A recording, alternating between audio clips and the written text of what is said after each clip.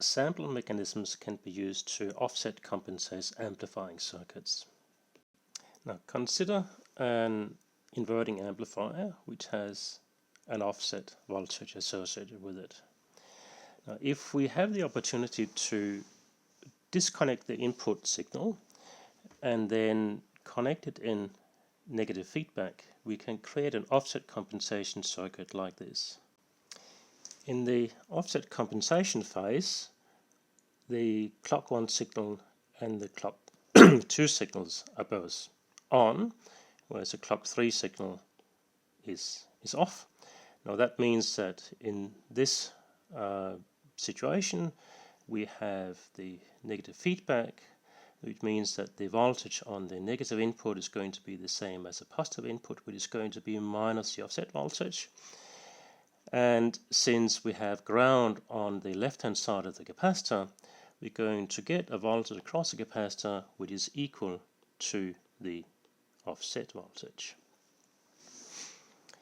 Now in the use phase of the comparator, so when the clock 3 signal goes high, then and we apply the input signal, then we can see the capacitor will now work as a floating voltage source.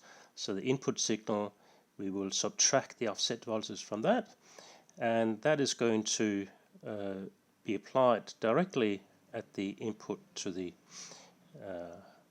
amplifier, because we have minus the offset voltage on the positive input and we have the input minus the offset voltage to the positive, so we apply the input signal directly to the amplifier. Now, due to the presence of charge injection, when you sample like this, it is very important that the switch that connects to the high impedance node, or actually the sampling node, is the one that goes open circuit first. Now, if that is not the case, then you might get more or less charge injection into the circuit, and you don't really know how much you will get. So clock 1 should go off first once the voltage across the capacitor have settled. A little while later, or a short while later, we can let clock 2 go open circuit and then switch over to clock 3 like this. It is probably prudent to make sure that the input circuit switch only switches on once the grounded switch has turned off, since otherwise we might short circuit the input voltage to ground, which is probably not a good thing. Now the amplifier of course has 2 phases. We can't use it in continuous time all the time at least. So we have the sampling phase, and then we have the time where we use the amplifier, and these don't have to be symmetrical. We can sample a short period of time and then use it for a long time. The only limiting factor is really the leakage current we have in the capacitor. So eventually the charge that's being stored in the capacitor will leak away via the reverse bias diodes in the transistors. Now, how long you can use it for depends on the process and how big your capacitors are. It is typically in the order of microseconds to milliseconds, depending on the process. Now, as with all sampling circuits, we can add a dummy transistor in case we want to reduce the charge injection that gets onto the capacitor. Now, the dummy transistor should always be connected to the high impedance sampling node here, and on the capacitor side of the sampling transistor. So we need to have a slightly delayed clock, an inverted of clock 1, so the clock for the dummy transistor will have a timing that looks like this. Now, it is not terribly important what happened during the onset of the sampling. What really is important is what happened when the sampling is finished. Now here we need to make sure that the dummy switch goes closed circuit before the grounded switch go open circuit, but after the main sampling switch goes open circuit. So first the clock 1 goes low, then clock 4 goes high, then clock 2 goes low, like that. And this is to make sure that the impedance that's seen by the dummy transistor is the same as the main sampling switch. Otherwise the charge being injected can change.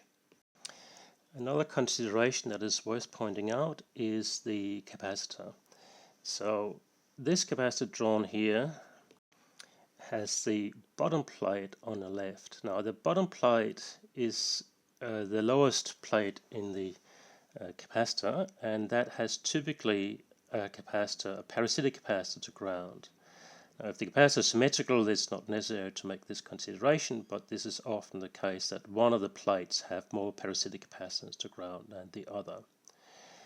Now, if the bottom plate is connected to the left, that parasitic capacitance is not really influencing the circuit. It is either being driven to ground or it's being driven to the input voltage. If it sits on the other side, the sample voltage across the main capacitor is going to be attenuated by the parasitic capacitance, and that's going to create an error in the sampling. Likewise, it's important to point out that on the left-hand side of the capacitor, there's no effective charge injection because the node has always been driven to a low impedance point, that being either ground or the input voltage. During the turn off of the bottom transistor, we will get a charge injection, but it will be completely compensated when the input is connected, so it never matters. Charge injection is always associated with the high impedance node where the sampling happens. Finally, it is worth pointing out that the sampling process can actually reduce the 1on-F noise, since the 1on-F noise can be thought of as a slowly changing offset voltage. One place that offset cancelling is quite useful is in the preamplifier for a latching comparator. Since the latching comparator is a clocked system anyway, when the latching comparator is being reset, we can offset compensate the preamplifier and then take the preamplifier out of offset compensation and apply it to the latching comparator before the latch is enabled. One way we can do this is to place the offset cancelling sampling capacitor at the output of the preamplifier. The reason we can do this is that the preamplifier normally doesn't have a lot of gain, and that means that the signal on the capacitor is going to be large at the output than at the input.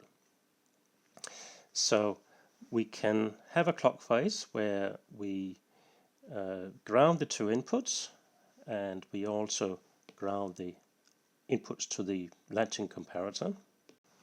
If we have an offset voltage at the input of the preamplifier, that will then be multiplied by the gain, and that will sit as a differential input across the two capacitors, which has 0 volts on the other side. Then the first thing we need to do is to open circuit up the sampling capacitors, which is a high impedance node here. Once that is done, we can switch the input from being connected to ground to being connected to the signal input. And once that's done, we can enable the latching function and take a sample. One thing that is important to realize here is that because this is a differential signal, charge injection to a first order will be the same for both of these transistors, which means that the differential charge injection is going to be 0 in principle. So it doesn't actually make any improvement having dummy transistors in this circuit. It might actually make the charge injection worse, since the dummy transistors will have to be matched.